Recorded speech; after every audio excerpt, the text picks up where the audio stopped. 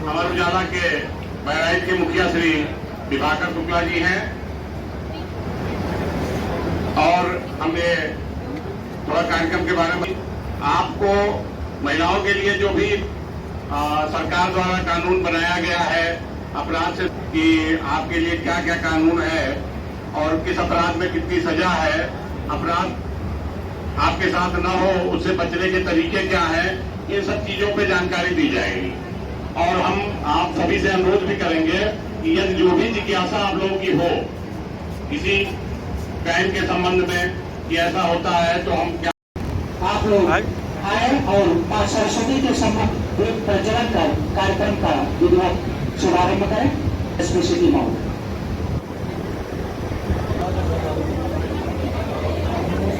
मां सरस्वती के चित्र के सम्मुख दीप प्रज्वलित करते हुए एसपी सिटी महोदय श्री रामानंद कुशवाहा जी,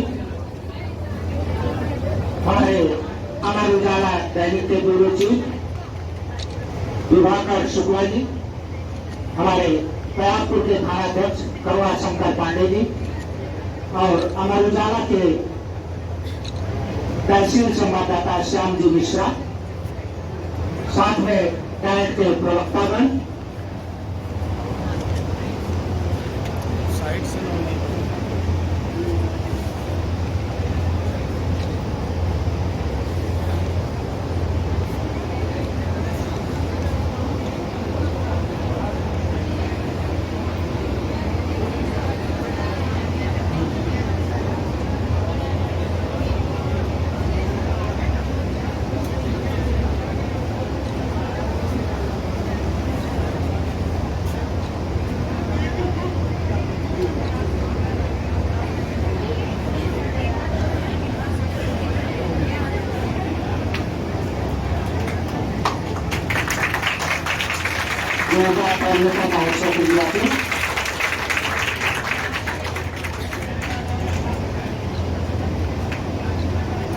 मां सरस्वती के सम्मुख दीप प्रज्वलन और माल्यार्पण। इसके पश्चात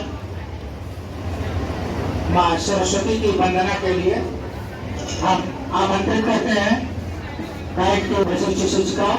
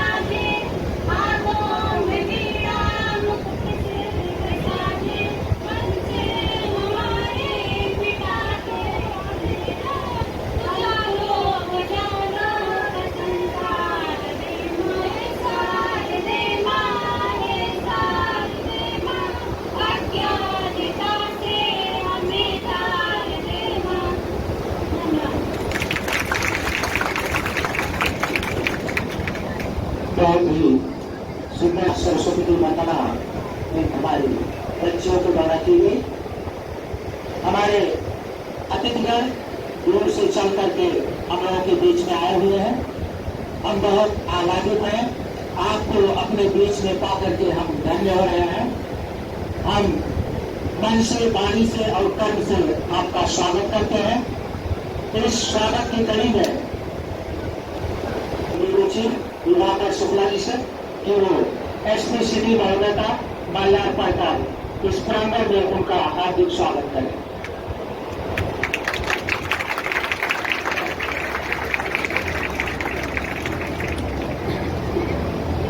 हमारे बीच में त्यागपुर के थानाध्यक्ष बहुत ही तेज कर रहा है उपस्थित है। हम अमर उजाला के तहसील संवाददाता श्याम जी मिश्रा से अनुरोध करते हैं कि इस हाल में उनका माल्यार्पण कर स्वागत करने का कष्ट है।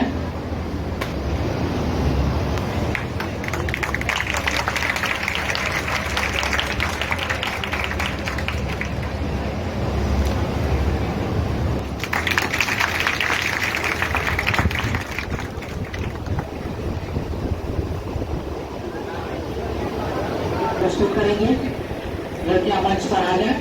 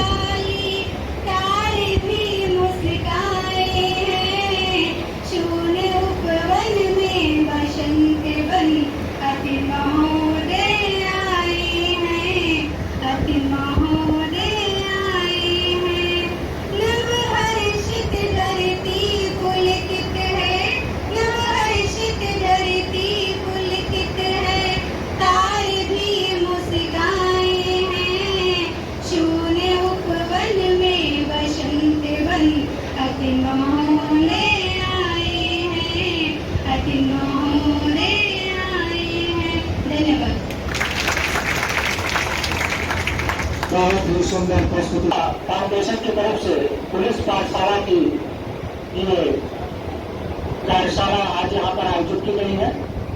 आपको बता दें कि हमारा उजाला है, हमारा जो ये विभिन्न सामाजिक सारोकारों से संबंधित कार्यक्रम, आज का जो ये कार्यक्रम है पुलिस की पाठशाला, ये युवाओं में, किशोरों में कानून, नागरिक अधिकार और सामाजिक जिम्मेदारियों के बारे में जागरूक करता है, जो कि एक बहुत ही अभिनव पहल है। हमको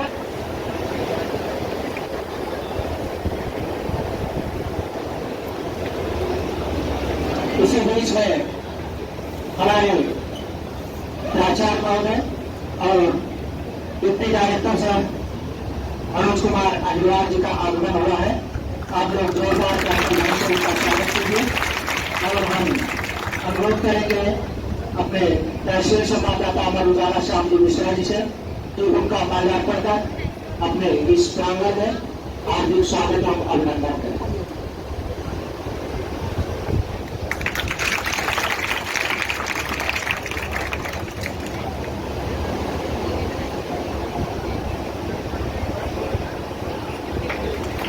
बहुत बहुत स्वागत, बहुत बहुत अभिनंदन उपनिदेशक महोदय का।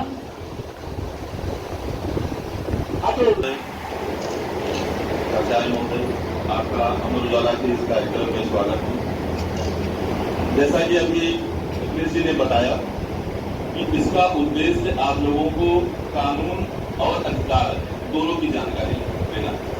यहाँ यह कार्यक्रम रखने का मात्र एक उद्देश्य है कि आप भविष्य में शिक्षक हैं, शिक्षिकाएं हैं और आपको जब आपके सारे काम सुरक्षा अधिकार इसके बारे में क्लियर रहेंगे तो आप आने वाले भविष्य में जब शिक्षा करेंगे तो ये चीज अपने जो छात्र होंगे उनको भी बता सकेंगे, परिवार को बता सकेंगे। जब तक शिक्षक नहीं है तब भी सामाजिक रूप से आपका भी सरोकार है, जिम्मेदारी है कि अगल बगल जो भी आपके लोग हों, जो परिवारजन हो, जो मित्र हो या जो मित्र नहीं भी है, अगर कहीं आप कानून का उल्लंघन देख रहे हैं तो उसकी सूचनाएं कैसे बिना लाइमलाइट में आए, बिना लोगों की जानकारी में आए, पुलिस को इसकी जानकारी, इसका संवाद आप लोगों के समक्ष रखा गया है। इसकी सर जो है आए हैं, बहुत समय निकाल के आए हैं, बहुत व्यस्तम समय रहता है। डिप्टी साहब आए हैं, बहुत जो है व्यस्तम समय गहराई से लोग आए। इसका लाभ आप लोग लें, जो भी मन में संशय हो उस पर प्रश्न जरूर पूछें, तभी इस कार्यक्रम की सार्थकता है। अन्यथा श्रोता के रूप में, वोटों के रूप में ये एक सामान्य कार्यक्रम बन के रह जाएगा। इसलिए सभी विषय के जो है शिक्षकों से मेरा अनुरोध है कि अपने मन के संशय को जरूर क्लियर कर लें। ऐसे अवसर बार बार नहीं आते हैं। कभी कभी जब किसी आयोजन में इस टॉपिक के विषय पर चर्चा होती है तभी अधिकारी आते हैं और वो आपके जो समस्याएं उसका समाधान कर पाते हैं। अन्यथा फिर आपको फोन पे समय लेकर यह तमाम सुविधाएं होंगी। तो आप अपने जो है जो भी संशय है उसका समाधान करें। धन्यवाद।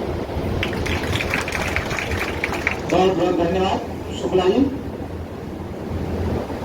देखिए, आप लोगों के मन में तरह तरह की देखिए सोशल मीडिया का प्रयोग करने लगे हैं। सोशल मीडिया के प्रयोग से एक तरफ जहां बहुत ज्यादा लाभ हो रहे हैं, वहीं दूसरी तरफ कुछ हमारी हानियां भी है।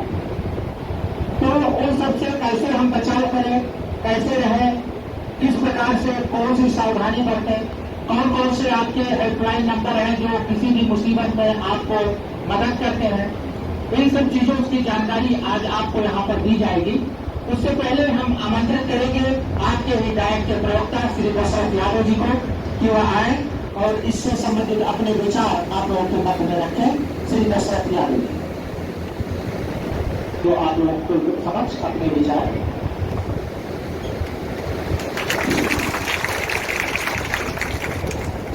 हम जिला शिक्षा प्रशिक्षण संस्थान के इस प्रांगण में उपस्थित संस्थान के मुखिया आदरणीय प्राचार्य सर, एसपी सिटी महोदय सर, थाना प्रभारी, थाना अध्यक्ष महोदय Pandey sir, chief bureau Amar Ujala के प्रमुख सर, इसके बाद में तहसील स्तर पर कार्यक्रम के आयोजक श्री श्याम जी मिश्रा सर के अथक प्रयास और सबके मार्गदर्शन और अपना अमूल्य समय प्रस्तुत करने के बाद जिस कार्यक्रम में हम बात कर रहे हैं इसका अपना विशेष उद्देश्य है। आज हम लोग जानते हैं कि आए दिन समाज में जितने भी अपराध हो रहे हैं और अपराध के संदर्भ में हमारे साथ हमारी पुलिस की क्या भूमिका, क्या सहयोग होती है, इसके बारे में विस्तार से हमारे बीच में उपस्थित हमारे मुख्य अतिथि पुलिस महोदय के अधिकारी सर के द्वारा अपने बच्चों का हर तरीके से हर प्रकार की समस्याओं का समाधान मिलेगा। मैं अपने प्रशिक्षुओं से ये अनुरोध करता हूं कि किसी भी समस्या के लिए जो आप आम नागरिक की हैसियत से पुलिस से अपेक्षा करते हैं, आज मंच आपका है। अपनी समस्या का समाधान के लिए अपने बीच में उपस्थित अपने अधिकारियों के साथ में अपने खुले विचार से अपना प्रश्न कीजिएगा, अपने समस्या का समाधान खोजिए। कभी कभी होता क्या है कि समस्याओं के जानकारी के अभाव में अधिकतर सुविधाओं से हम वंचित रह जाते हैं। आज पुलिस की पाठशाला का जो कार्यक्रम अमर उजाला के द्वारा आयोजित किया गया है, हमारे चीफ ब्यूरो सर के द्वारा ये कार्यक्रम का आयोजन हुआ है श्री श्याम जी मिश्रा जी के द्वारा, इसका भरपूर हमारा लाभ हमारे प्रशिक्षुओं के साथ था। इनका परिवार, इनके गांव समाज के लोग, इनसे जुड़े लोग लाभान्वित हुए। ढेर सारी शुभकामनाओं के साथ मैं अपेक्षा करूंगा आज मेरा यह कार्यक्रम भली भांति सफल हो और अधिकतर अपने ज्ञान का संचार पुलिस की पाठशाला से हम सब प्राप्त करें, जिससे हमारा और हमारे परिवार का, हमारे समाज का, हमारे देश का अधिकतर सहयोग प्राप्त हो। भला धन्यवाद।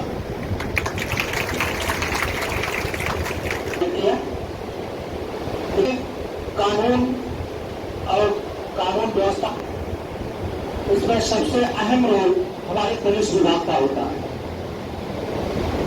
आपने देखा होगा थाने के सामने लिखा होता है परित्राणाय साधुनाम विनाशाय च दुष्कृताम।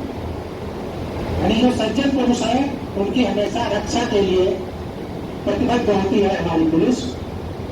हमारे बीच में हमारे प्रयागपुर थाना के प्रभारी आदरणीय करुणा शंकर पांडे जी हमारे बीच में उपस्थित हैं। हम चाहेंगे आप आए और मंच से हमारे सामने बैठे हुए युवाओं को अपना मार्गदर्शन देने का कष्ट करें। आदरणीय पांडे।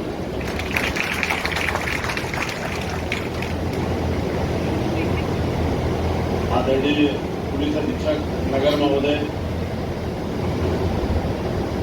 डायट के प्रभारी महोदय, ब्यूरो प्रभारी महोदय और सबसे बधाई के पात्र श्री मिश्रा जी हैं, जो हर महीने कुछ न कुछ पुलिस का बच्चों के साथ जोड़ने का प्रयास करते हैं।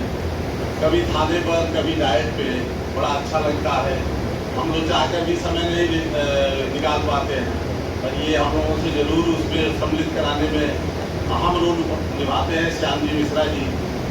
और सबसे बधाई के बाद श्री श्याम जी मिश्रा जी हैं, जो इस तरह के समागम का अवसर में पुलिस को जरूर जोड़ लेते हैं। आदरणीय पुलिस अधीक्षक महोदय का 10 से 12 बैठने का टाइम होता है, फिर भी इन्होंने जो है अपने प्यार भरे प्रभाव से सर को भी बुला लिया और जो है 10 कॉल करके हमें भी थाने से जो है भीड़ लगी है, फिर भी आने के लिए हम लोग विवश हो जाते हैं। इसलिए सबसे ज्यादा बधाई के पात्र श्री श्याम जी मिश्रा जी हैं, जो इस तरह की जो है आयोजनों का समावेश कराते रहते हैं। पुलिस और जनता दोनों एक दूसरे की पूरक होती है। अभी भी दोनों के अंदर का भ्रम दूर नहीं हो पा रहा है। न तो पुलिस का भ्रम दूर हो पा रहा है, तो जनता का भ्रम पुलिस दूर कर पा रही है। इसी बात के लिए जब 1861 में नाग मैकाले ने अपनी पुस्तक आईपीसी लिखा था, जो अब बदल के बीएनएस के स्वरूप में 2023 में भारत सरकार ने कर दिया है, आ गई है, उसमें मात्र 2 गवाह लिखा गया, मात्र 2 गवाह। इसका मतलब वो 2 व्यक्ति कभी झूठ नहीं बोलते थे। उस 2 गवाह को काटने के लिए मतलब कोई भी साक्ष्य नहीं मिल पाता था अगर वो 2 गवाह कभी झूठ नहीं बोलते थे। इस समय लोग 50 गवाह पेश कर दे रहे हैं और कानून कुछ भी बन जाए, जब तक कि हमारी नैतिक मूल्यों का ह्रास होता रहेगा, कानून किसी का रोक नहीं बना सकती है। हत्या जैसे अपराध रोकने के लिए 302 पहले बना था, जो 103 बीएनएस में आ गया है, परंतु अपराध अभी भी रुका नहीं है। इसको रोकने के लिए सामाजिक समरसता बहुत जरूरी है। आपका बौद्धिक ज्ञान जरूरी है, आपकी सोच जरूरी है, तब कानून अपना काम करता रहेगा। कानून हर समय काम करता रहेगा, कानून करता आगे भी रहेगा और कर भी रहा है, पर हमारी सोच बदल नहीं रही है। इसके लिए ये कुरीतियां, सामाजिक कुरीतियां हमारे कानून को भी प्रभावित करती जा रही है। जहाँ कानून गवाह पर डिपेंड करता है, कोई भी कानून साक्ष्यों पर आधारित है। सभी लोग मिलकर आप कह दो कि आज ये काम नहीं हुआ है और भले हुआ है, तो यही माना जाएगा कि यह काम नहीं हुआ। आई विटनेस बहुत एविडेंस एक्ट में बहुत ही जो है महत्वपूर्ण साक्ष्य होता है, परंतु उसके लिए नैतिकता बहुत जरूरी है कि हम झूठ न बोले। पर आगे की बात बताने लायक नहीं है, उनकी उपलब्धता नहीं है, तो भी वो अपना गवाही देने के लिए उपलब्ध हो जा रहे हैं कि हाँ सर मैंने देखा था। तो जब तक ये हमारे मन से नहीं निकलेगा कि हम सही बोलना है, जो कुछ भी बताना है सही बताना है, किसी के बहकावे में नहीं आना है, हमेशा सही का साथ देना है, तब जाके सही मायने में ये हमारा जो भारतीय नागरिक न्याय सुरक्षा संहिता बनाई गई है, उसका प्रभाव असर, पूरा असर आने लगेगा। तब वो कानून अपने पूरे स्वरूप में और पूरे अपराध को रोकने में सक्षम साबित होगी जिस दिन आम जनमानस सही तथ्यों पर आधारित अपनी बात बताएगा। अभी दुर्घटना हो जाती है, इसमें अभी भी भ्रम बना है कि सूचना देना पुलिस परेशान करेगी, कदापि नहीं करेगी। ये हर व्यक्ति का मानवीय धर्म है कि सूचना हो तो आप उसकी तब तक मदद कीजिए जब तक उसके सहायता के लायक या तो कोई पुलिस वाला या उसके परिजन न पहुंच जाए, तब तक आपको वहां से जाना नहीं चाहिए। परंतु आप वीडियो बना के और वहां से चल देते, तब तक वो तड़पता रहता है। किसी भी नजदीकी दूरी की समय तय करने सूचना देने में 5 से 7 मिनट लग ही जाता है और 5 से 7 मिनट तक उसका रक्तस्राव हो जाता है और जिससे कोई बड़ी गंभीर घटना उसके साथ घटित हो जाती है, डॉक्टर तक पहुंचा देते। अगर सहयोग कर देता पीछे वाला तो डॉक्टर तक पहुंच जाता, या फर्स्ट एड वही कर दे, किसी कपड़े से बांध दे तो रक्त का बहाव रुक जाए तो हम उसको बचा सकते हैं। परंतु ऐसा न करके हम लोग वीडियो बस बना लेते हैं और वीडियो बना के और एक दूसरे पर आरोप लगाते हैं पुलिस नहीं आई या फला नहीं आए, पर कोई अपनी नैतिक जिम्मेदारियों का निर्वहन सुचारू रूप से नहीं करता। इसी प्रकार एक साइबर चल रहा है, साइबर फ्रॉड आप लोगों को सबसे महत्वपूर्ण जानकारी के लिए है कि साइबर में सबसे पहले तो फेसबुक और इंस्टाग्राम का कोई लोकेशन चाहे IDPR या CDR नहीं आ सकता है। अभी वो टेक्नोलॉजी हमारे यहाँ नहीं आई है कि जो इंस्टाग्राम से हम लोग पकड़ पाए। IT एक्ट में भी जब आप पढ़ेंगे IT एक्ट का डिफिनेशन, तो उसमें भारत सरकार का गूगल से कंप्रोमाइज है कि किन किन कंडीशनों में वो हमें उपलब्ध करा सकता है।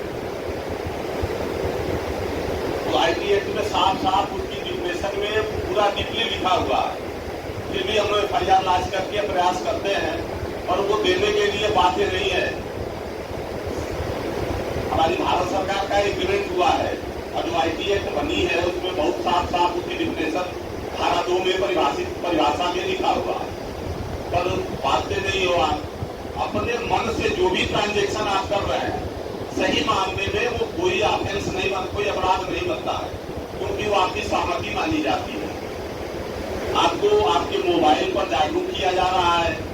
हर मोबाइल पर आप कॉल करिए तो एक 10 सेकंड का या 20 सेकंड का एक वॉइस मैसेज आता है कि आप किसी भी की बातावे में ना आवे, कोई लिंक ना ओपन करें, कोई पुलिस का वर्दी या जज बन के बताता है तो कोई तमाम आता है। इसीलिए आता है कि भारत सरकार आपको जागरूक कर रही है या जो भी गवर्नमेंट एजेंसियां हैं वो आपको जागरूक कर रही है।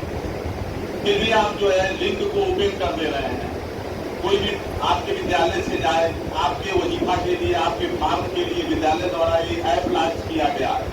आपका कर्तव्य बनता है कि उसकी पुष्टि कीजिए, वेरीफाई कीजिए, तब उस ऐप को लोड कीजिए। ऐसा नहीं कि ऐप लोड कीजिए और ये गलत हरकत हो जाए। आपका ऐप लोड करना ये बहुत ही गलत। आप अपने विद्यालय से कंफर्म कीजिए कि सर क्या विद्यालय से संबंधित है ऐप लॉन्च किया गया है, का सदुपयोग करें। थाने से आपको फोन किया गया, कोई बता दे कि आपको इंस्पेक्टर बोल रहा हूँ और आप अपना ये OTP गया है बताइए, या अपना आधार कार्ड दीजिए, या अपना पासबुक नंबर दीजिए, या आपने एप्लीकेशन दिया था, बिल्कुल मत बताइए। आप उनका नाम पूछ लीजिए, क्या बोल रहे हैं, ठीक है मैं थाने पर ही आके आपसे मिल ले रहा हूँ। बिना पुष्टि के OTP, आधार, वीडियो कॉलिंग भी कदापि न रिसीव करें, क्योंकि आपके ऊपर के फेस को ऐड करके और एडिट वीडियो बनाकर आपको ब्लैकमेल करता है।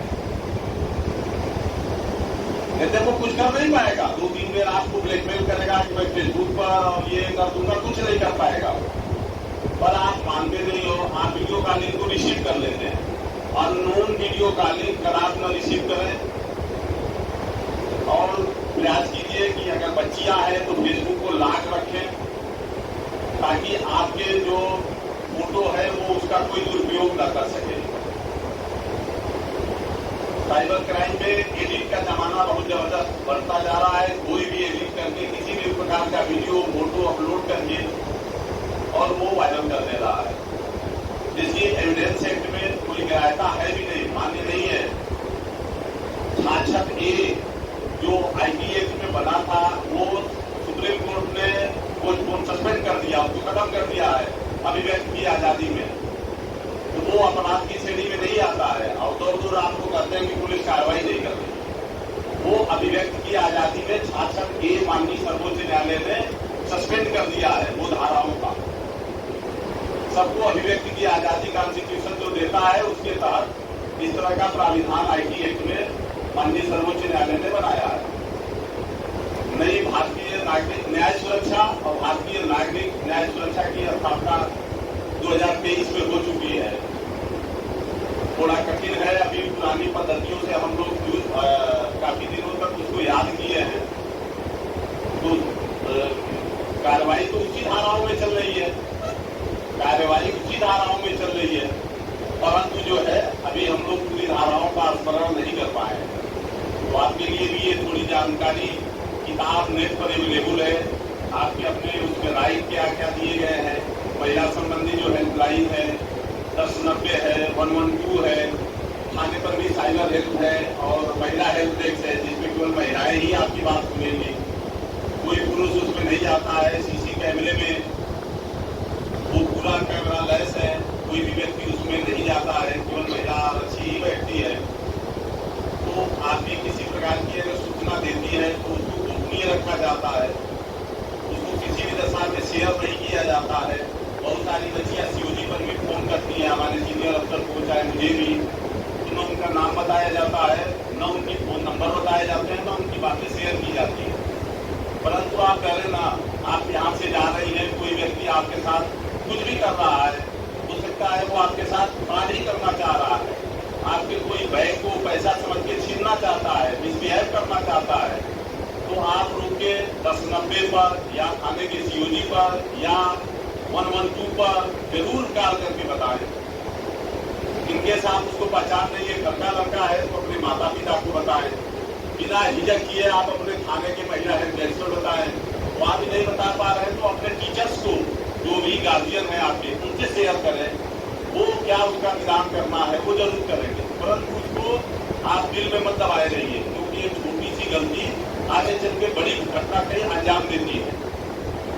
उसको अगर दबा देंगे, हर चीज का ये नहीं कह रहा हूं कि हर चीज मुकदमा से ही समाधान होता है, ऐसा भी नहीं है कि हर बात का सोल्यूशन मुकदमा ही है। लेकिन अगर टीचर बुलाकर स्टूडेंट को डांट देंगे तो उसके अंदर एक भय आ जाएगा, पुलिस वाले बुलाकर उसको डांट देंगे या लीगल एक्शन जो भी होगा लेंगे, तो उसके अंदर एक भय आएगा और वो दोबारा इस रिपीट अगेन नहीं ऑफेंस का करेगा। तो इसमें आप मेच्योर हो, आप इंटर और हाई स्कूल की छात्रा हो, इसमें कोई भी संकेत और क्षमता का अधिकार है, क्या पुरुष क्या स्त्री या लड़की या लड़के में कोई भेद नहीं है। इसको सभी हर व्यक्ति जो है जागरूक कर रहा है। सरकार के अलावा पुलिस में भी देख लो, तमाम जो है कांस्टेबल से लेकर और IPS तक जो है सारे महिला पुलिस अधिकारी और कर्मचारी आ रही हैं और वो सारे काम कर रही है जो पुलिस अफसर एक पुलिस के रूप में करते हैं। आपकी वर्तमान जिलाधिकारी महोदया भी लेडीज है, इसके पहले वाली पुलिस अधीक्षक महोदया भी लेडीज थी, तो कोई इसमें अब भेदभाव रह नहीं गया। तो आप भी अपने आप को एक जिम्मेदार नागरिक की तरह अपने कार्य को करिए और जहां भी आपको ऐसा लगता है कि ला का सहारा लेना है, बिल्कुल लीजिए, बेहिचक लीजिए। ला आप ही के लिए बना है, ये जो कानून बना है आप ही के लिए बना है, जो हम लोग बने हैं वो आप ही के लिए, जनता के लिए ही बने हैं। मेरा कोई किसी का यहाँ निजी किसी का काम नहीं है। सभी लोग अपने डिस्ट्रिक्ट से दूर पोस्टेड होते हैं, कोई रिलेशन उनका नहीं होता है, न कोई उनका हितवत होता है। हर व्यक्ति उसका हितवत है, हर व्यक्ति के साथ ला के अनुसार न्याय करना हमारी रिस्पॉन्सिबिलिटी है। इसलिए बाकी शेष बातें हमारे पुलिस अधीक्षक नगर महोदय डिटेल से आपको मार्गदर्शन देंगे। जय हिंद। बहुत बहुत धन्यवाद सर, आपने बहुत ही विस्तार से आप लोगों को पुलिस और नागरिक के मित्र पुलिस एजेंसी जो है AI, इसके अपने उप शिक्षा निदेशक महोदय और इस ट्रैक के जो हमारी गंगोत्री है जहाँ से हमारे शिक्षक निकल रहे हैं उसके प्राचार्य आदरणीय मनोज कुमार अहिलवाल जी को कि वो आए और अपना मार्गदर्शन हम सबको देने का कष्ट करें। आदरणीय उप शिक्षा निदेशक महोदय।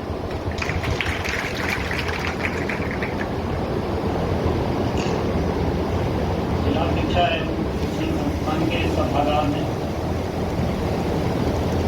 पाठशाला कार्यक्रम के अवसर पर के रूप में जनपद के लोक की पुलिस अधीक्षक नगर सम्माननीय पुष्पा जी, यहाँ उपस्थित मंच पर अमर उजाला की ब्यूरो चीफ श्यामजी मिश्री, जिन्हें दीक्षित जी, उनकी टीम के अन्य सदस्य, संस्थान के सम्मानित प्रवक्तागण, यहाँ उपस्थित सभी DLED प्रशिक्षु, जैसा कि अभी वक्ताओं के द्वारा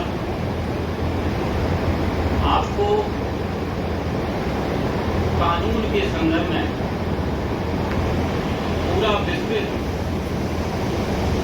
वर्णन किया है, बताया गया है कि कभी भी किसी भी तरह की आपके समक्ष कोई भी परेशानी आती है क्राइम से संबंधित, आप बिल्कुल कदापि न घबराएं। अपनी विल पावर को स्ट्रॉन्ग रखते हुए सेल्फ मोटिवेशन के साथ, एक पवित्र उद्देश्य के साथ आपको क्या करना है, सबसे पहले अपने नजदीक के थाने को अवगत कराना है। साथ ही अपने परिवार में जो आपके माता पिता हैं, बड़े भाई हैं, बड़ी बहन हैं, अन्य चाचा ताऊ हैं, उनको भी, क्योंकि पूर्व में आप के माध्यम से, इलेक्ट्रॉनिक मीडिया के माध्यम से आपने देखा होगा, सुना होगा, पढ़ा होगा कि अच्छे अच्छे डॉक्टर, इंजीनियर, तमाम शिक्षाविद रहते हुए भी वो इस क्राइम की चपेट में आ जाते हैं, डिजिटली अरेस्ट की चपेट में आ जाते हैं और कितना बड़ा नुकसान उठाते हैं। बाद में ये उनको एहसास होता है कि काश हमने इस पर संबंधित थाने को अवगत करा दिया होता। बहुत सारी घटनाएं हुई हैं इस तरह। यहाँ हमारे अभी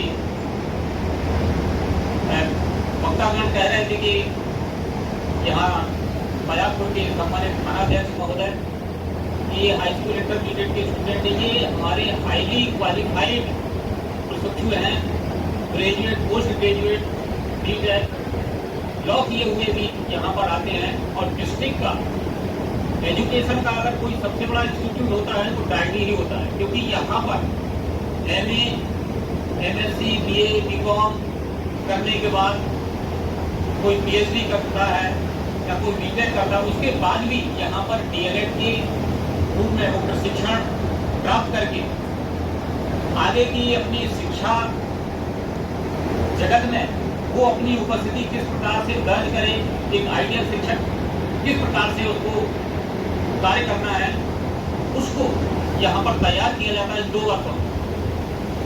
तो आज के इस अवसर पर मैं आपसे इतना ही कहना चाहूँगा कि जितना भी अभी इस कार्यक्रम के अंतर्गत आपको वक्ताओं के द्वारा डायरेक्शन दिए गए हैं, बताया गया है, आप उसका अनुसरण करते हुए और एक सुयोग्य नागरिक के रूप आपके जो नैतिक दायित्व है, कर्तव्य हैं, उसका पालन करते हुए आगे बढ़ना है। किसी प्रकार से घबराना नहीं है।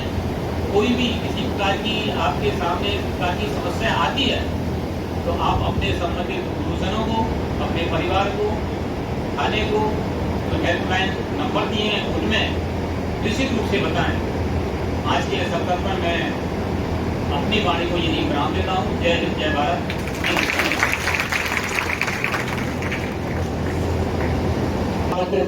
अपने मुख्य अतिथि महोदय आदरणीय SP सिटी सर को कि वो आए और अपना उद्बोधन आज के इस दिन में आप लोगों को मार्गदर्शन हो। आदरणीय डायरेक्टर महोदय, जी, थाना प्रभारी बजारपुर, प्राचार्यगण,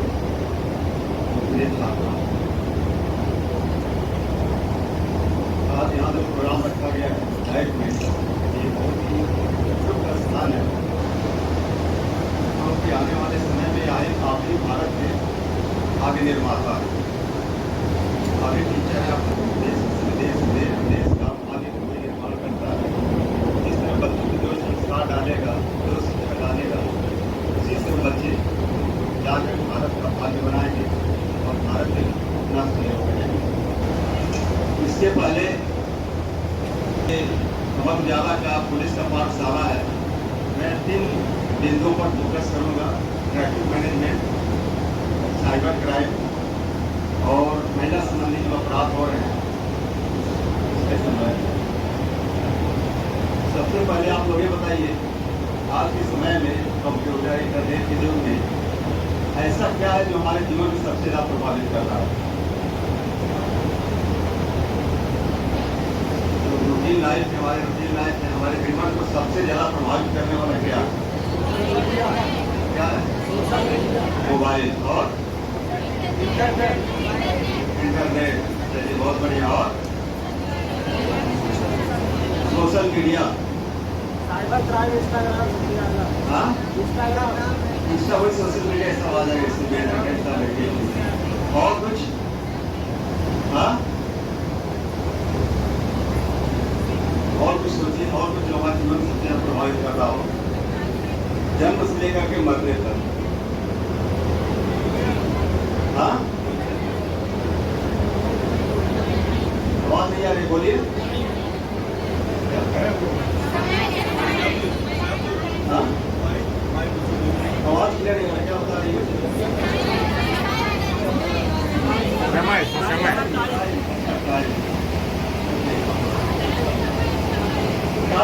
मन में आ गया। देखिए, हमने कहा कि जन्म से लेकर के मरने तक जो सबसे ज्यादा प्रभावित हमारे जीवन में कर रहा है और जिस पर किसी का ध्यान नहीं जा रहा है, हाँ? शिक्षा का अभाव। शिक्षा पर बहुत सरकार ध्यान दे रही है और पेरेंट्स भी दे रहे हैं। पेरेंट्स ध्यान नहीं देते, फिर आज कल बच्चे बड़ी हो बैठे रहते हैं। बेरोजगारी, चलिए, बहुत बढ़िया। नैतिक मूल्यों की कमी। देखिए, जो सबसे ज्यादा आज के हमारे जीवन को प्रभावित कर रहा है सबसे ज्यादा, वो है ट्रैफिक मैनेजमेंट, जन्म से लेकर के मरने तक। अभी हम बैठे थे प्रभावित से आपको बता रहे साल में और एक्सीडेंट हो गया, एक आदमी मर गया।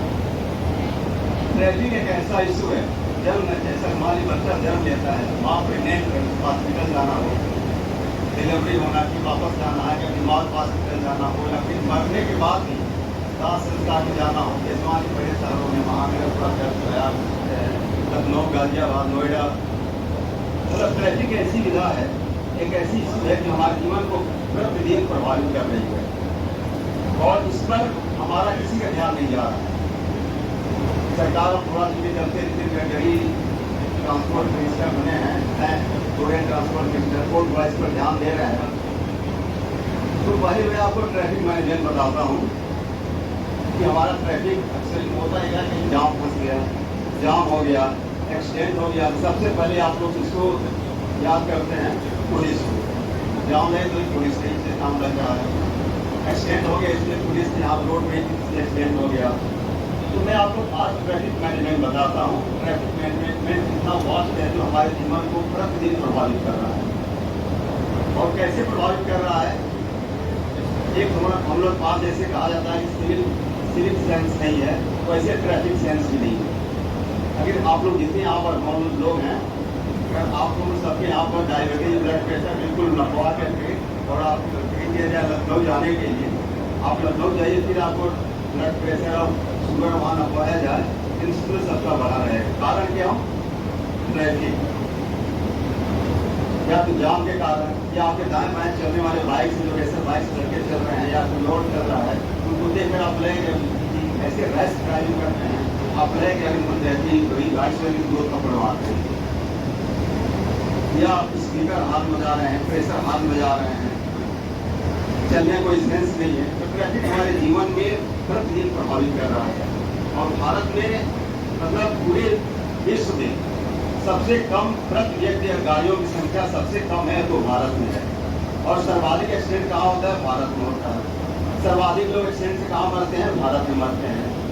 रोड की भी सर्वाधिक कमी कहाँ पर है? भारत में है। लेकिन मरने वाले में एक्सीडेंट में सबसे बड़ा योगदान विश्व में हिस्सा है इंडिया का, क्योंकि हमारे पास न ट्रैफिक सेंस है और न ही हम कुछ ट्रैफिक नियमों को जानते हैं, और सबसे बड़ी बात न ही उसमें जागरूक है।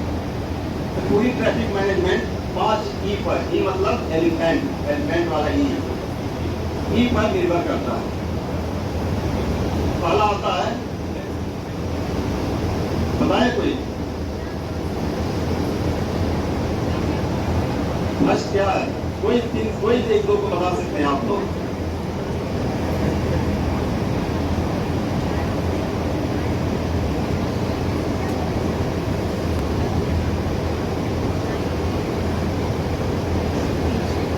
कोई एक? हाँ, भाई मतलब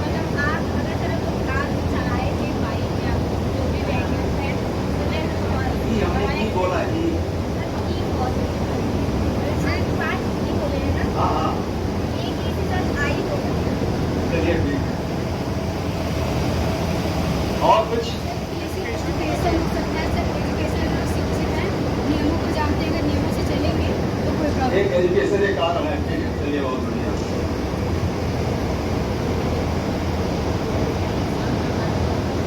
हमारा इंफ्रास्ट्रक्चर पर्याप्त नहीं है। जैसे आप देखिए हमारा जो गंगा रोड है, प्रयागपुरा रोड, इसमें सर्वाधिक एक्सीडेंट होते हैं। क्यों? रोड सकरा है, ट्रैफिक लोड ज्यादा है, रोड के साइड में जो आपकी व्हाइट पट्टी होनी चाहिए, उसके नीचे जो आपका पटरी होना चाहिए नहीं है।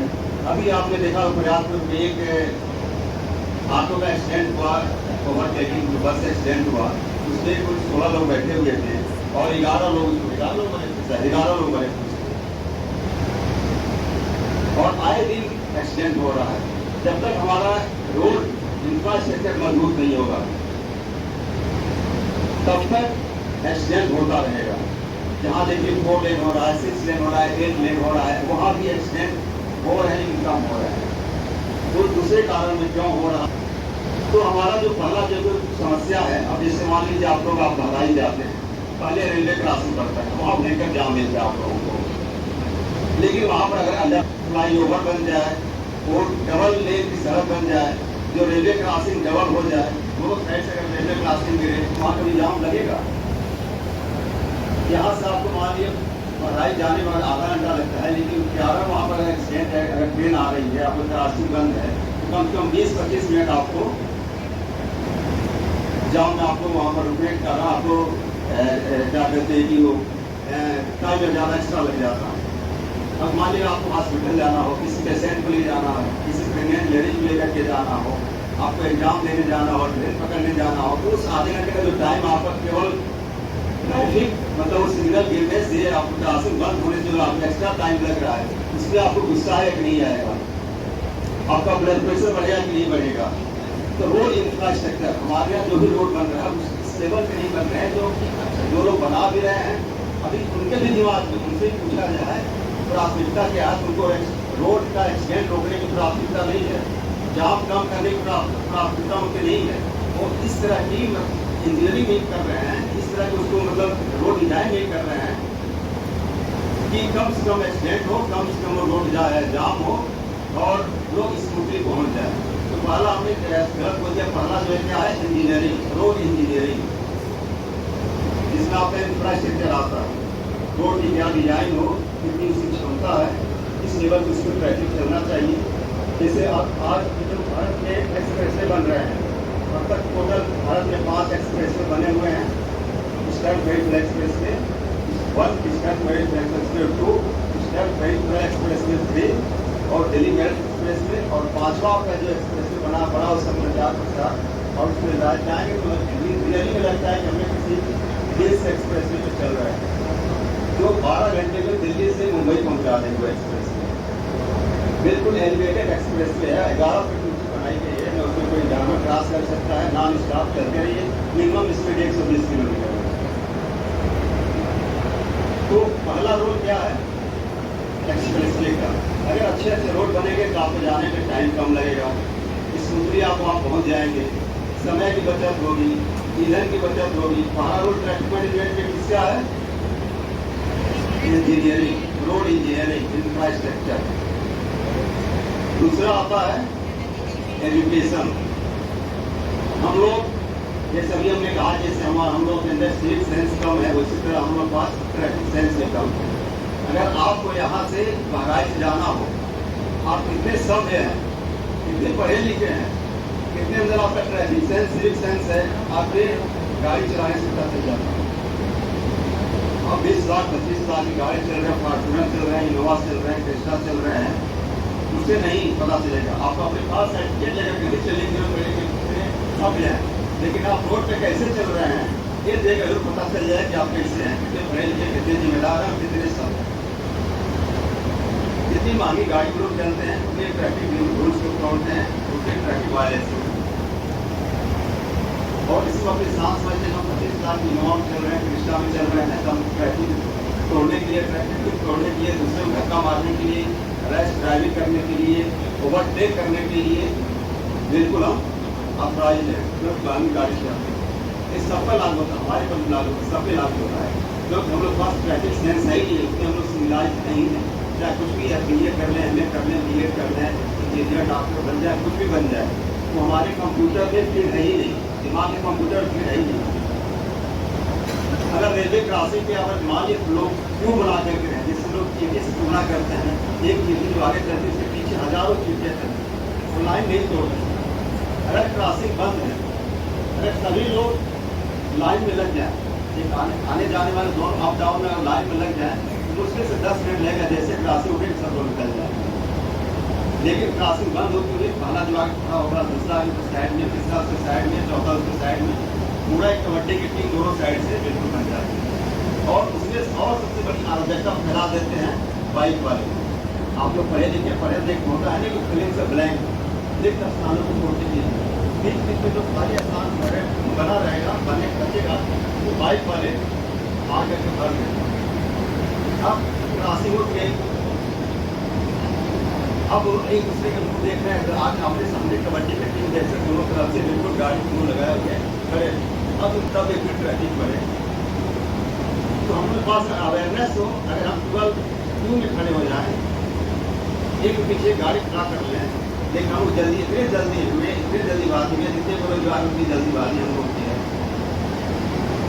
अगर रेलवे स्टेशन पर जाइए, विदेशी में आप लोग देखिए, यूट्यूब पर देखिए, TV में देखिए, न्यूज़ में देखिए, कितने लोग यही ट्रेन से चढ़ते हैं, मेट्रो में चढ़ते हैं। यहाँ भी 5-5 10 लाइन रखा करके लोग ट्रेन में चढ़ते हैं। जो हम लोग पास अवेयरनेस की कमी है, जानते हैं लेकिन सबसे दिमाग को फिट नहीं किए हैं। अपने कंप्यूटर के जो दिमाग में जो कंप्यूटर है उसको फिट नहीं किए, हमारे वो सॉफ्टवेयर में है ही नहीं, वो प्रोग्राम ही नहीं हो। तो दूसरा सबसे महत्वपूर्ण क्या हो गया, एजुकेशन। एजुकेशन में आपको सबको पता रहना चाहिए कि एजुकेशन में अगर हम हेलमेट लगा कर चलेंगे, सीट बेल्ट लगा कर चलेंगे, इसलिए नहीं कि हमको चालान से बचने के लिए, इसलिए कि अपने जीवन को सुरक्षित रखने के लिए।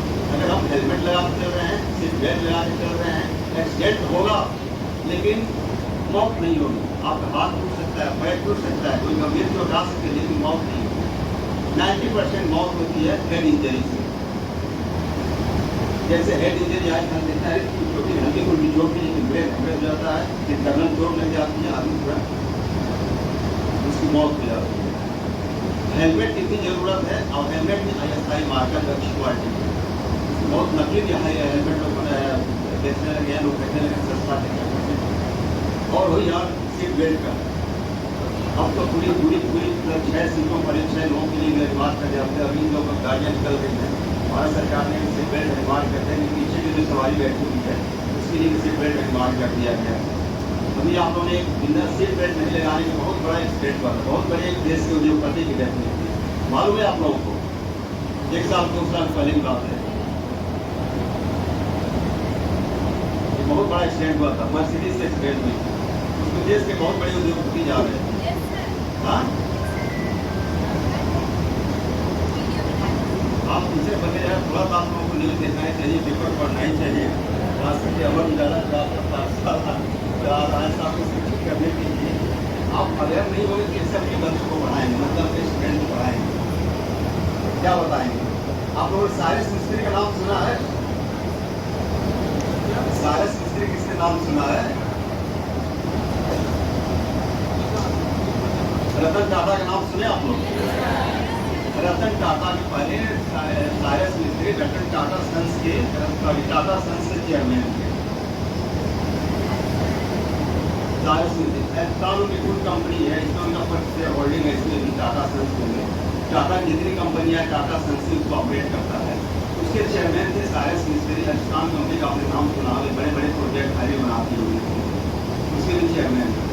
वो पूना से मुंबई जा रहे थे, उनकी गाड़ी 130 की स्पीड से जा रही थी और उसमें 4 लोग बैठे थे, 2 लोग की डेथ हो गई, 2 लोग बच गए। क्यों बच गए? तो सीट बेल्ट लगाई थी और 2 लोग जो नहीं लगाए थे, इसलिए साइरस मिस्त्री में थे, आगे बैठे थे, इनकी डेथ हो गई। तो मेरे कहने का मतलब ये है कि जो भी ट्रैफिक रूल्स है, अब ट्रैफिक में भी इतने चलान, महंगा इतना चलान क्यों हो गया है? पहले मैक्सिमम चलान होता था 100 रुपये का, 50 रुपये का, अब मिनिमम चलान 500 रुपये का है। 500 से लेकर के 20,000 तक। तो चलान से बचने के लिए भी आपको ट्रैफिक रूल को फॉलो करना है, एक जिम्मेदार नागरिक बनने के लिए, एक सभ्य नागरिक बनने के लिए और रोड पर चलने के लिए मौका चलने के मौका देने के लिए भी आपको ट्रैफिक रूल को फॉलो करने की जरूरत है। अब आप विस्तार से बता रहे कि सब आप टीचर बनेंगे और जब जानकारी आप रखेंगे तभी अपने स्टूडेंट को बता पाएंगे, उनको भी एक सभ्य और अच्छा नागरिक बना पाएंगे। अब आता है तीसरा, जो सबसे लास्ट में जो तीसरे नंबर हम लोग रखते हैं वो क्या है? Enforcement, correct. अब जैसे पुलिस की आवश्यकता पड़ती है तीसरे नंबर पे।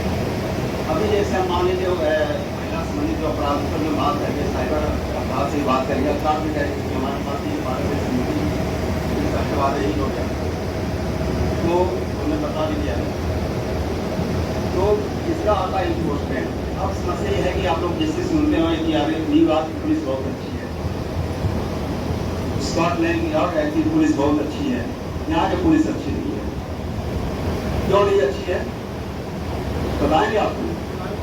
हाँ, त्वरित कार्रवाई की कमी और करप्शन की और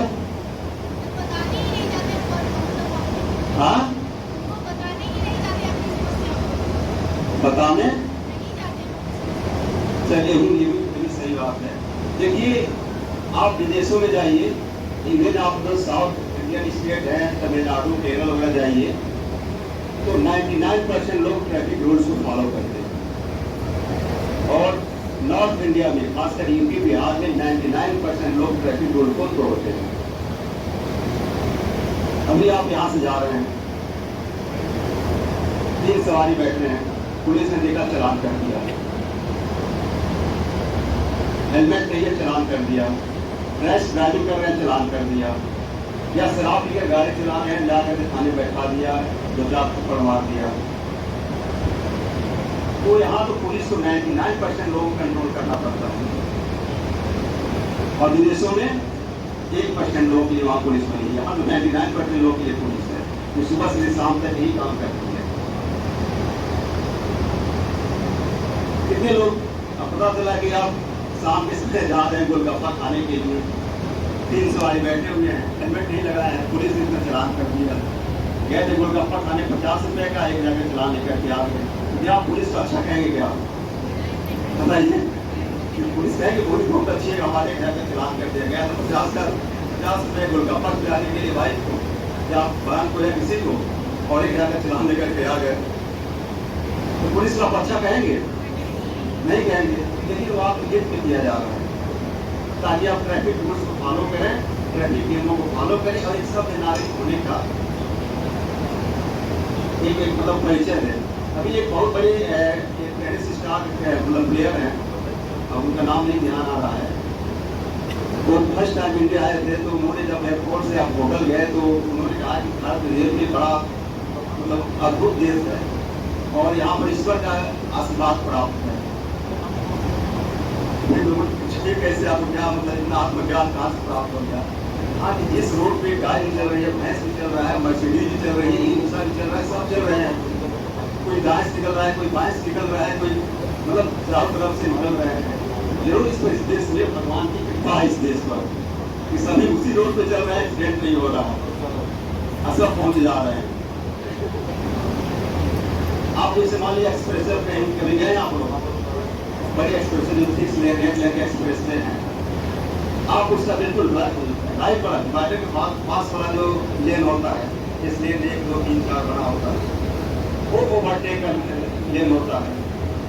उसका केवल ओवरटेक करके फिर आप अपनी लाइन लेन में आ जाना, चाहे कार वाली लेन हो चाहे ट्रक वाली लेन हो। और सबसे लास्ट जो ट्रैक होता है, आपने देखा कि 3-4 फीट कमरे सबसे लास्ट का जो ट्रैक होता है वो रेस्क्यू लेन बोलते हैं उसको। उस पर तो आपको चलना ही चलना नहीं है या उस पर खड़ा ही नहीं होना है, लेकिन उसको आप देखेंगे तो बिल्कुल लास्ट का जो लेन है उसमें ट्रक वाले अपनी गाड़ी खड़ा कर देंगे, ट्रैक्टर वाले अपनी गाड़ी खड़ा कर देंगे, या आप हम कोई उसमें गाड़ी खड़ा कर देंगे। मान लीजिए आए कोई एक्सीडेंट हो गया तो हमारी अपनी ही लेन कार में है तो हमको कार वाले लेन ही खड़ा रहना है, ट्रक वाले लेन में हम ट्रक से चले तो हमको ट्रक वाले ही लेन में खड़ा होना है। लेकिन हम क्या करते हैं, ओवरटेक वाले लेन खड़ा कर देंगे। और सबसे जो लास्ट है जो जिसको रेस्क्यू लेन बोलते हैं, वो केवल पुलिस के लिए, फायर सर्विस के लिए, एम्बुलेंस के लिए होता है कि कोई कैजुअलिटी हो गई है, कोई बात हो गई है तो ताकि इधर से पुलिस भी जा सके, एम्बुलेंस भी जा सके और फायर टेंडर भी जा सके, लेकिन उसको भर देते हैं। अब मान लीजिए पाकिस्तान में कोई समस्या हो गई, पुलिस कैसे पहुंचेगी, फायर टेंडर कैसे पहुंचेगा, और फिर एम्बुलेंस कैसे पहुंचेगा। लेकिन हमने बिल्कुल पैक करके कहा ना, बिल्कुल कबड्डी का टीम बनाती है आज के अब फिर कहीं पुलिस पहुंच नहीं रही है, पुलिस आ ही नहीं रही है, एम्बुलेंस आने में इतना समय लग गया, फायर टेंडर को आने में इतना समय लग गया। कभी कभी ऐसा होता है हम लोग जाते हैं समझिए कम से कम 2-3 किलोमीटर पैदल जाकर तब आगे पहुँचना पड़ता है, पीछे गाड़ी छोड़ देते हैं। क्यों? जो हम लोग रेस्क्यू लेन को इवेंट के मतलब उसको हमने जाम लगा दिया है और जो ओवरटेक वाला लेन को पहले दिया है। तो तीसरा क्या था, एजुकेशन, अवेयरनेस, ट्रैफिक अवेयरनेस। अब चौथा बताइए क्या है, अगर आपने नेट को देख लिया है, इमरजेंसी मतलब मेडिकल सुविधा। अगर एक्सीडेंट से लेकर के एक्सीडेंट का जो टाइम होता है उसका जो विदिन 1 आवर होता है उसे गोल्डन आवर बोलते हैं। अगर गोल्डन आवर में अगर किसी को सही ट्रीटमेंट मिल जाए तो उसकी जान बच सकती है, अंतिम अनलेस उसको मतलब कोई गंभीर चोट ना हो तो उसकी जान बच सकती है। अब हम लोग क्या करते हैं, कोई एक्सीडेंट हुआ है 112 पे कॉल करने के बजाय, एम्बुलेंस को बुलाने के बजाय क्या करते हैं, पहले वीडियो बनाते हैं, पहली बात। दूसरी बात, अगर इसको एक गुड सैमरिटन मतलब एक नेक इंसान का उसको पुरस्कार मिलता है, अगर किसी घायल पड़े हुए आदमी का जिला अस्पताल पहुंचाते हैं तो उसको 5000 रुपये का इनाम मिलता है। पता ही नहीं आप लोगों को, हाँ नहीं पता तो जान लीजिए, ठीक है। उसको 5000 रुपये का सीएम की तरफ से 5000 रुपये को उसका नगद पुरस्कार देता है, इसलिए कि थोड़ा हम लोगों के अंदर लालच भी थोड़ी जागरूकता है। अगर रोड कोई एक्सीडेंट हुआ है तो वीडियो यूट्यूब पर दिखाने के बजाय तो उसको हम लोग हॉस्पिटल पहुंचाए तो उसकी लाइफ बचाए, समझ गए। जो तीसरा चौथा क्या हो गया, इमरजेंसी मेडिकल सेवा। मेडिकल अगर लोगों को सही समय मेडिकल सुविधा मिल जाए तो बहुत लोग एक्सीडेंट हो सकता है, हाथ पैर टूट सकता है, आप परमानेंट डिसेबल्ड हो सकते हैं, लेकिन जान बच जाएगी। अब पांचवा बताइए क्या है, एनवायरमेंट। आज ये सबसे गंभीर समस्या है। अभी यहाँ तो आपका ये जो बहराइच है, एक यहाँ इंडस्ट्री कम है, अर्बनाइजेशन कम है, यहाँ इन्वायरमेंट बहुत अच्छा है, लेकिन आप दिल्ली चले जाइए, गाजियाबाद नोएडा जाइए, वहाँ देखिए यहाँ एयर क्वालिटी हमको लग रहा है कि एयर क्वालिटी इंडेक्स यहाँ पर कभी 50 या 100 के ऊपर नहीं जाता है, और गाजियाबाद दिल्ली में जाए तो 400 के नीचे कभी आता नहीं। मतलब लोग चीज़ें वहाँ पर जहर बिल्कुल इनहेल कर रहे हैं। आप यहाँ बिल्कुल स्वस्थ होकर के जा रहे हैं, आपको वहाँ के मतलब हवा लेने की क्षमता नहीं है, आप 10 दिन में बीमार पड़ जाएंगे, 1 महीने में आप बीमार पड़ जाएंगे। और अभी आप लोगों ने देखा होगा जब कोरोना चल रहा था, कोरोना में फर्स्ट टाइम दिल्ली के बच्चों ने रात में तारे दिखाई देखे। कभी उनको रात में चंद्रमा दिखे तब तारे कभी दिखाई नहीं पड़ते वहाँ पर। और कोरोना काल में हम लोगों ने 200-300 किलोमीटर तक से दूर लोगों ने हिमालय देखा है। क्यों?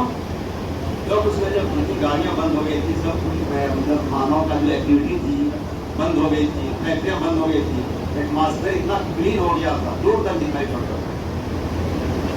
और मैं अभी बताया कि दिल्ली के लड़कों ने फर्स्ट टाइम 4 तारे देखे दिल्ली में। तो अभी जो आने वाले समय जो सबसे गंभीर समस्या होने जा रहा है हो भी रहा है इन्वायरमेंट का, क्योंकि इतने अर्बनाइजेशन हो रहा है, गाड़ियाँ बढ़ रही हैं, पॉल्यूशन बढ़ रहा है, जनसंख्या बढ़ रहा है, पेड़ पौधे कटने जा रहे हैं, या जो है उसको भी हम लोग काट दे रहे हैं, नया लगा नहीं रहे हैं। जितना काट रहे हैं उसी से कम लगा रहे हैं, उतना जितना लगना चाहिए उतना नहीं लग रही है। तो ट्रैफिक मैनेजमेंट में एक सबसे बड़ा रोल इन्वायरमेंट का भी है।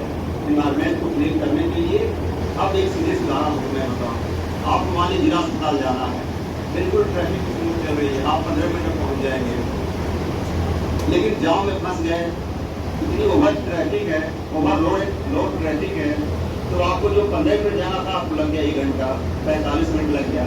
तो उतने देर तक आपकी गाड़ी क्या हुई, चल रही है, डीजल भी खर्च कर रही है और उतना ही धुआं भी दे रही है। जो 15 मिनट धुआं देना चाहिए तो कितने देर घंटे से धुआं दी, 1 घंटा धुआं दी, 45 मिनट धुआं दी। इसका असर हो रहा है कि नहीं हो रहा है? तो मतलब ट्रैफिक मैनेजमेंट एक ऐसा इशू है कि हमारे जीवन को प्रतिदिन प्रभावित कर रहा है, बढ़ने से लेकर के जीने से लेकर के मरने तक। मान लीजिए किसी व्यक्ति को जाना, हॉस्पिटल जाना है, डिलीवरी होना है, हमने सुना है कि वो एम्बुलेंस में डिलीवरी हो गई या समय से नहीं पहुँच पाया, ट्रैफिक जाम था, तो जो लड़का भी आया नहीं, पहले उसने ट्रैफिक का दंश कलेक्ट किया। इसलिए मरने पर यहाँ की बात नहीं कर बता रहा हूँ, आप नोएडा गाजियाबाद जाइए, लोग फोन करते हैं कि साहब हमको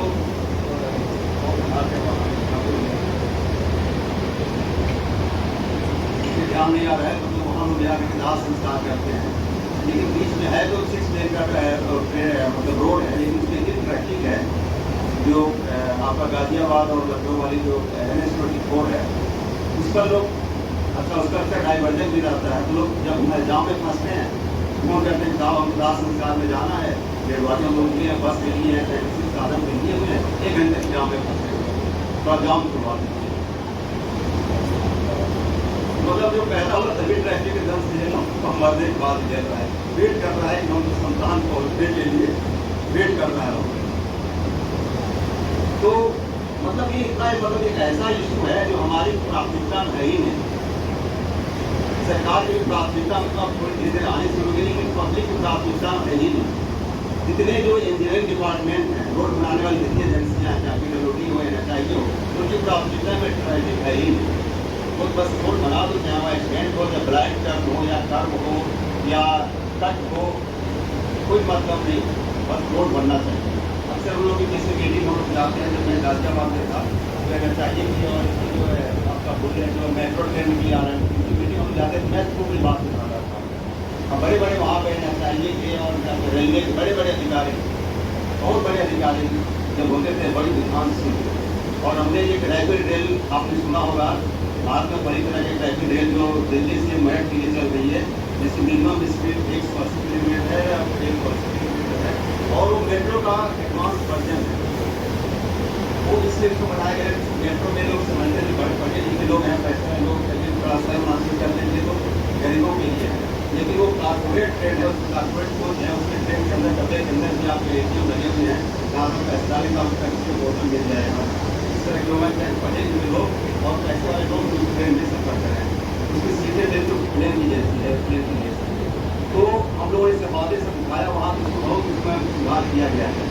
तो क्योंकि आप सभी एक भावी टीचर हैं और एक भावी देश को मतलब भावी नागरिक भी हैं, तो ट्रैफिक सुधार और ट्रैफिक सेंस और ट्रैफिक यातायात नियमों का पालन करने का आप अपने स्टूडेंट जरूर बताइए। और आज से ही बिल्कुल यहाँ से निकलने के पहले प्रतिज्ञा कर लीजिए कि आज से हम ट्रैफिक नियमों का पालन करेंगे और अपने परिवार को कराएंगे। अब दूसरा टॉपिक आता हूँ, तो दूसरा टॉपिक आता है, इसी थोड़ा मैं आप टीचर हैं और त्यागने वाले स्नेह आपके भी अभी देश का निर्माता है, देश भविष्य का निर्माता है। जो आप जैसे टीचर को अपने स्टूडेंट बताएंगे वैसा ही बनेगा, क्योंकि बच्चों को सबसे ज़्यादा प्रेशर पड़ता है टीचर का पड़ता है। अभी मैं अभी लास्ट में अपने बताऊँ तो कंक्लूड कर दूँ इसको। देखिए, महिला संबंधी अपराध आप लोगों ने निर्भया कांड सुना है नहीं सुना? सबने सुना है। निर्भया कांड के बाद भारत सरकार ने जितने IPC CRPC जितने कानून थे महिलाओं के पक्ष में पहले भी था, उसको और सख्त कर दिया गया। जो अवेलेबल था उसको नॉन अवेलेबल था कर दिया गया। उससे कम से कम इसकी सजाएं बढ़ा दी गई। बहुत उसमें क्लास जोड़ दिए गए कि घूरना भी, देखना भी, पीछे चलना भी, बहुत से क्लास जोड़ देने का। लेकिन ये बताइए आप लोग, क्या महिलाओं से संबंधित जो अपराध में कभी आई है क्या? हाँ आई है? 4% बढ़ेगी। क्यों नहीं आ रही बताइए?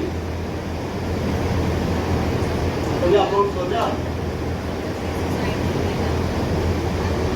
और हर मर्द की दवा पुलिस नहीं है कि आप लोग सोच रहे हैं पुलिस काम नहीं कर रही है, काम नहीं कर रहे, मत कहिएगा। बताइए। हाँ यस करेक्ट।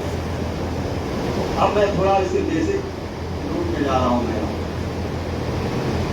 देखिए, जो आधुनिक जो आज का जो वर्तमान परिप्रेक्ष्य है, पहले जब बच्चा पैदा होता था पूरा उसमें ज्वाइंट फैमिली देखती थी। उससे माँ बाप मिलते थे, चाचा चाची, दादा दादी, नाना नानी सब मिलते थे। पूरा गांव समाज के लोग मिलते थे, पूरा मोहल्ला के लोग मिलते थे उसको परवरिश करने के लिए, देखभाल करने के लिए, उसकी संस्कार देने के लिए।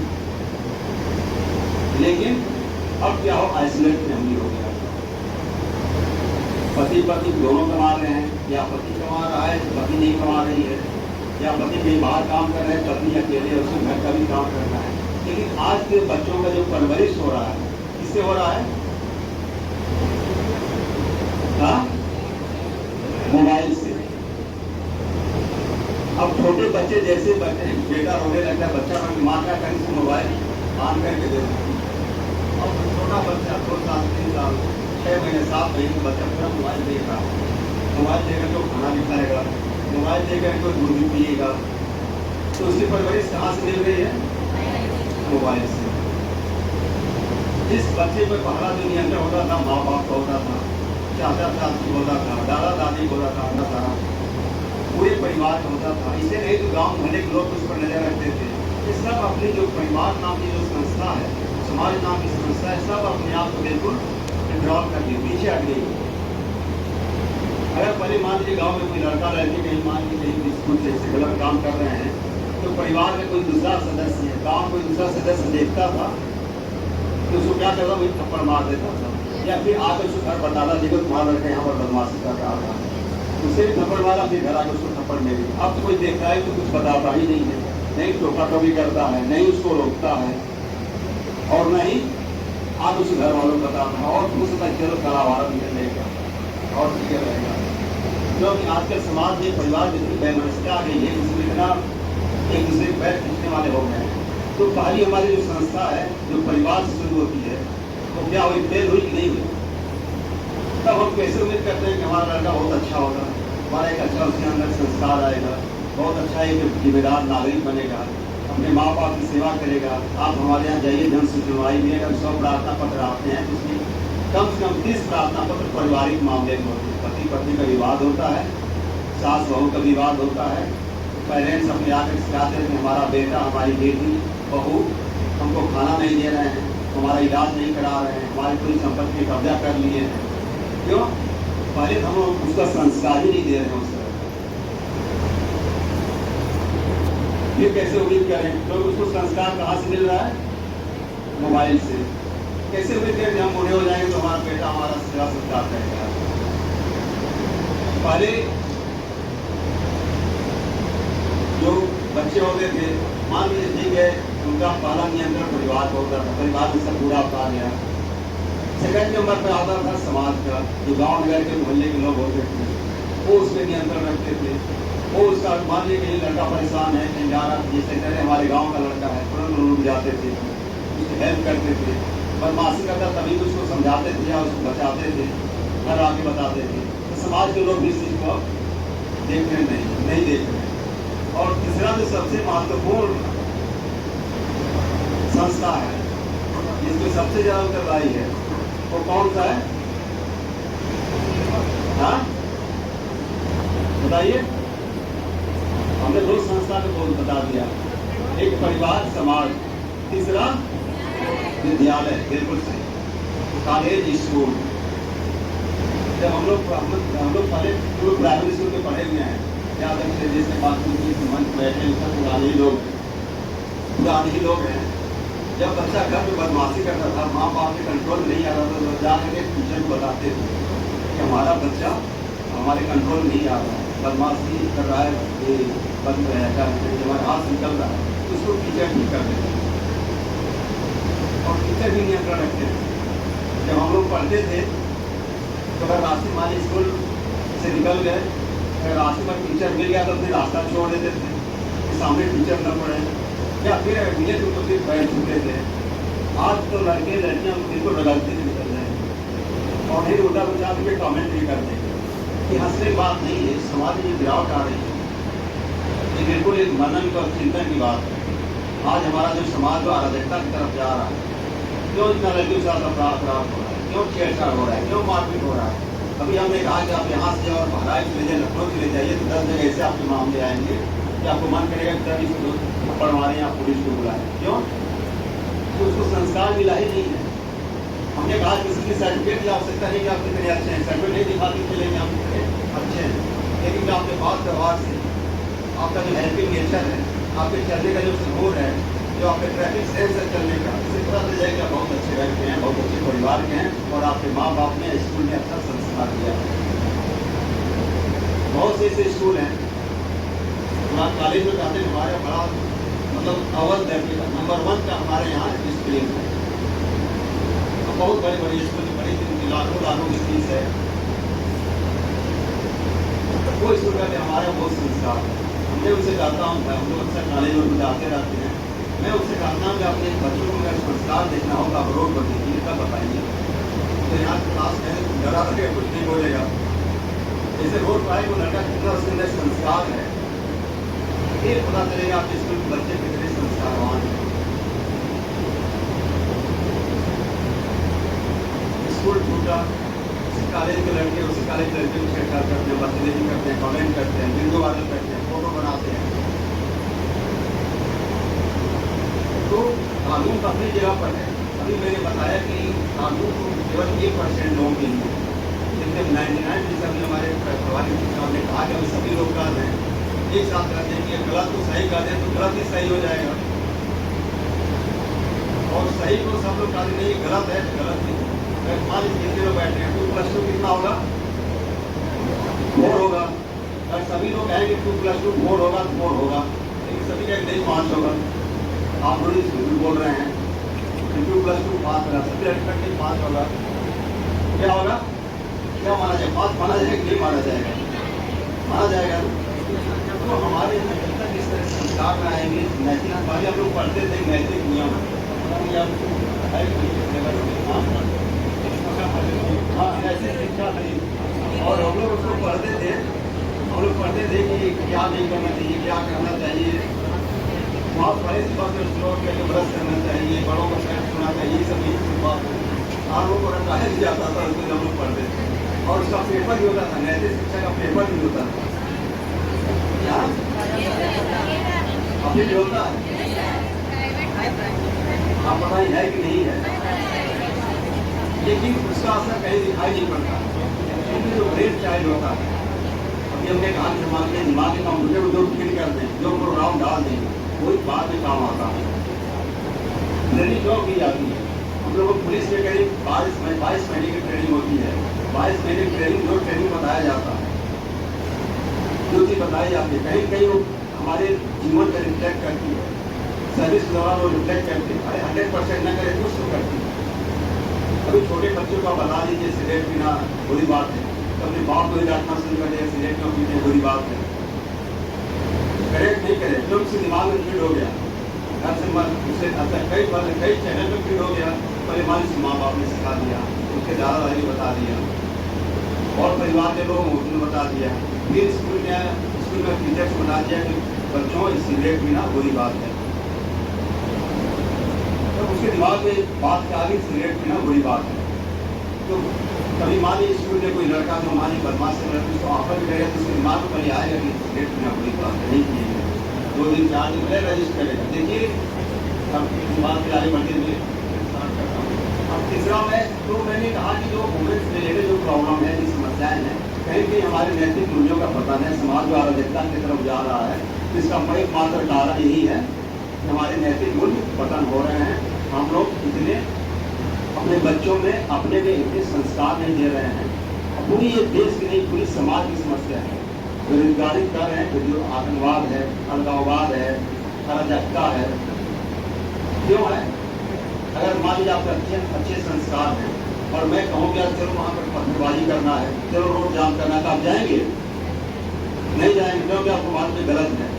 लेकिन आपके संस्कार थोड़ा मतलब कम ग्रेविटी का ढीला है, चलो यार चलो वहाँ चलो पत्थर मार के आते हैं, चलो वहाँ जाम लगा के आते हैं, चलो चोरी करके आते हैं, चलो किसी को छीन करके आते हैं, चलो छेड़छाड़ करके आते हैं। तो जो संस्कार जो मतलब जितना स्ट्रांग रहेगा उतना ही एक अच्छे नागरिक बनेंगे, क्राइम कंट्रोल भी होगा, कहीं पुलिस की आवश्यकता नहीं पड़ेगी, किसी कानून की आवश्यकता नहीं पड़ेगी, कहीं ट्रैफिक जाम नहीं लगेगा, कहीं साइबर अपराध नहीं होगा। तो वुमेन से रिलेटेड बहुत से ऐसे गवर्नमेंट ने बहुत कानून बना दिया, पॉक्सो बना दिया, कितने कानून बना दिए कर दिए गए हैं, बहुत से हेल्पलाइनें कर दी गई, 1090 है महिला हेल्पलाइन, 1076 है, 1075 है बच्चों के लिए, 181 है जो आपका रेलवे पुलिस आपके साथ में घटना दुर्घटना होती है, साइबर अपराध के लिए 1930 है, और इन सबके ऊपर 112 मतलब यूनिवर्स मतलब की दवा 112 है। अगर आपको एम्बुलेंस की जरूरत हो, फायर टेंडर की जरूरत, अगर नाक लगी है या कोई कहीं कुछ घटना हो गई है, दुर्घटना हो गई है, कोई छेड़छाड़ कर रहा है, कोई पीछा कर रहा है, कोई बदतमीजी कर रहा है, कोई गाली गलौज कर रहा है, 112 को फोन कीजिए। सब बीमारी का इलाज 112 है। पूरा एक मास्टर मतलब एक सेंट्रल कंट्रोल रूम है जहाँ से आपका कॉल जाता है, वहाँ रजिस्टर्ड होता है, उसका ऑटोमेटिक को सीधा करके लिए SMS बन जाता है। वो SMS जिले के कप्तान की सीढ़ी पर आता है, हमारे सीढ़ी पर आता है, इंस्पेक्टर साहब की सीढ़ी पर जाता है, और 112 की जो गाड़ियाँ खड़ी रहती हैं उन पर जाता है।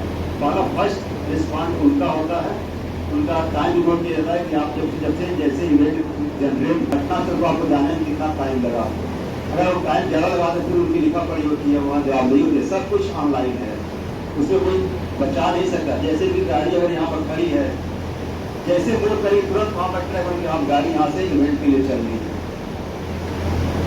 कभी आप देखते हो जब इवेंट में जाते हैं, हम लोग जाते हैं तेज स्पीड से जाते हैं, क्योंकि उनका रिस्पॉन्स टाइम नोट किया जाता है कि आपने कितना दूर गए और कितने कम समय में पहुँचे।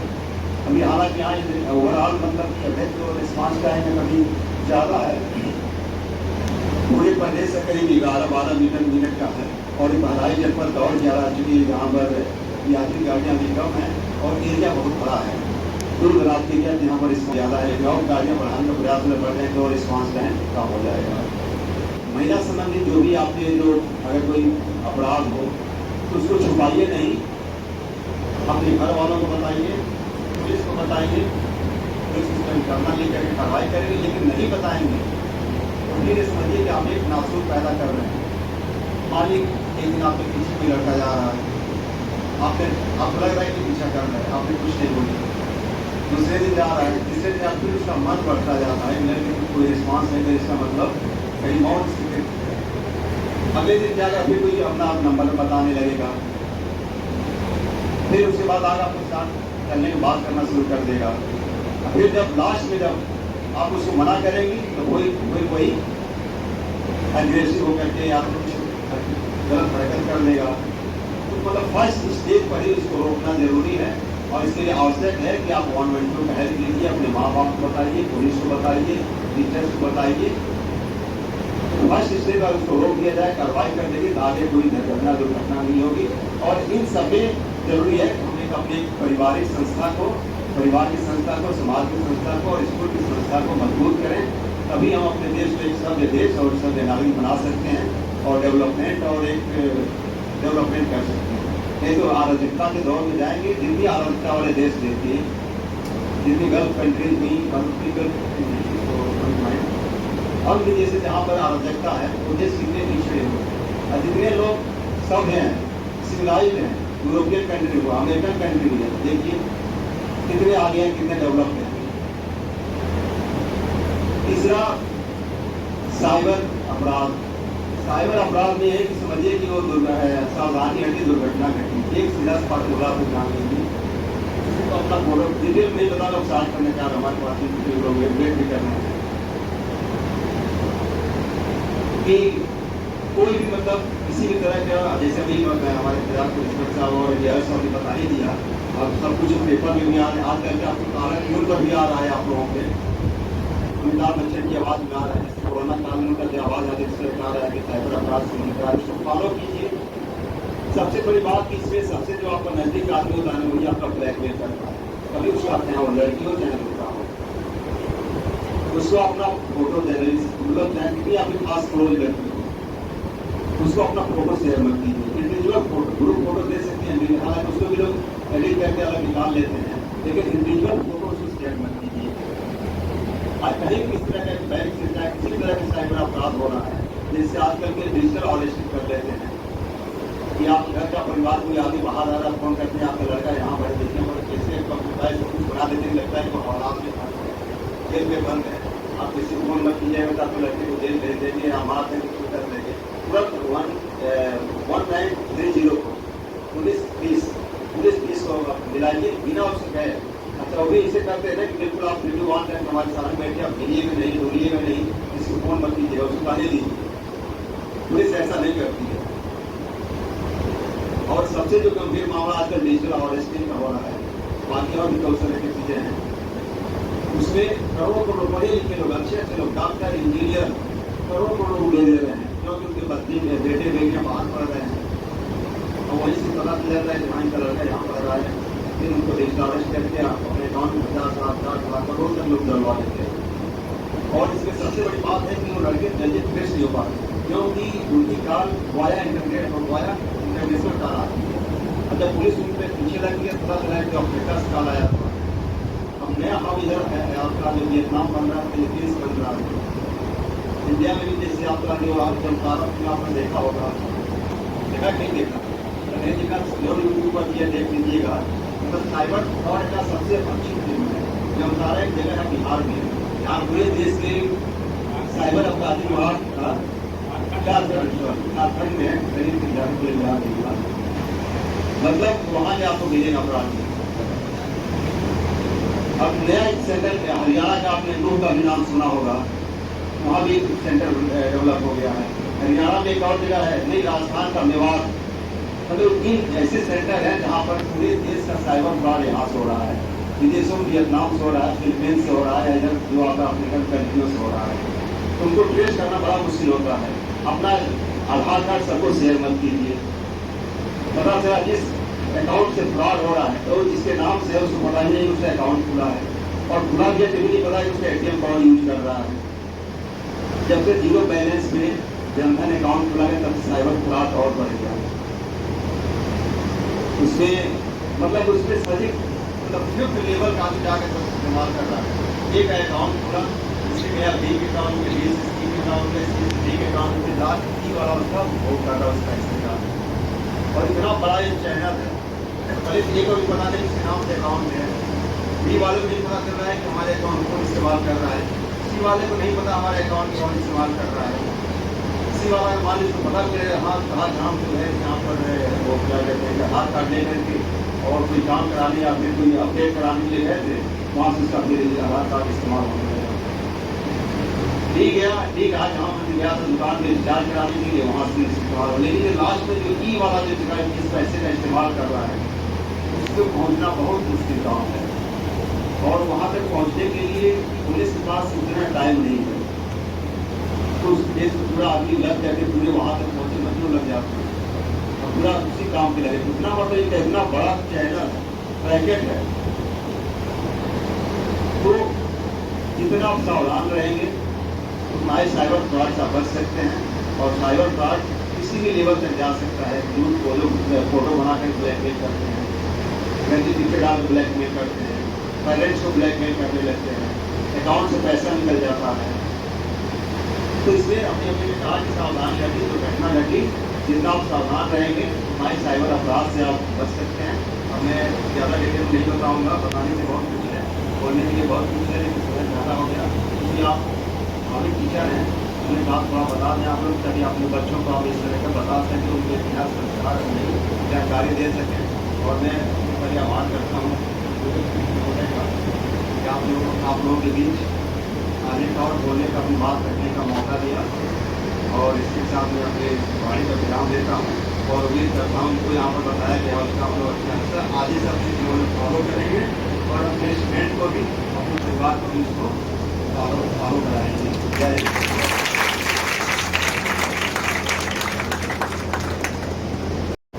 प्राचार्य जी, माननीय महोदय एवं डाइट के सभी प्रवक्तागण एवं प्रशिक्षु, आप सभी का बहुमूल्य समय हमें प्राप्त हुआ, इसके लिए हमारा विचार आपका सादर आभार व्यक्त करता है।